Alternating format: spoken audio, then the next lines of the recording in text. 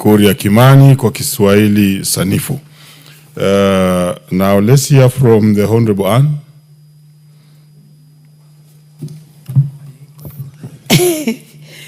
Thank you, Honorable Speaker. I stand to support the provision of services for people living with disability, as has been tabled by Honorable Wangwe.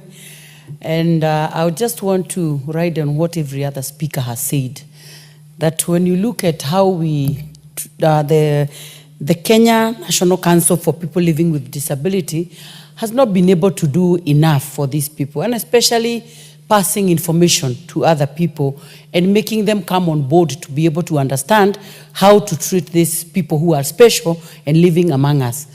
I would want to give an example of in the National Government Affirmative Action Fund, the kit that is normally given to the woman rep has a very small percentage of where you are supposed to deal with PWDs. And I can be able to tell you that even by the time I was elected, get the statistics of the people that are living within Kiambu County and are disabled was such a big task that at some point I had to take myself to the National Council for the People Living with Disability to know where to start, because you don't even know where to get the information. And when you start talking to them, they will now start telling you how much they are struggling to also be able to get even the card. So we are saying that this issuing of their cards need to be devolved.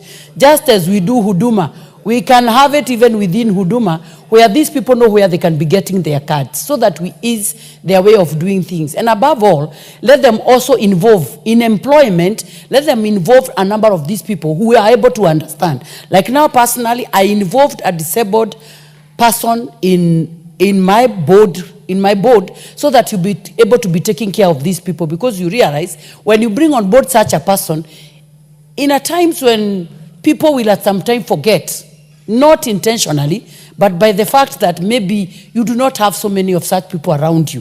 So when you have such people in so many boards that are involved in such things, then they'll be able to be presenting these issues of these people. And above all, I would also want to talk on the increment. From the 2,000, when you look at the 2,000 is to the person who is disabled. But again, we are forgetting, there is also somebody else who is not able to exercise their duties or even to work just because they have to take care of this person that is disabled. So when we look at these people, we realize that we have 3 people that are already incapacitated, maybe 2 taking care of this person.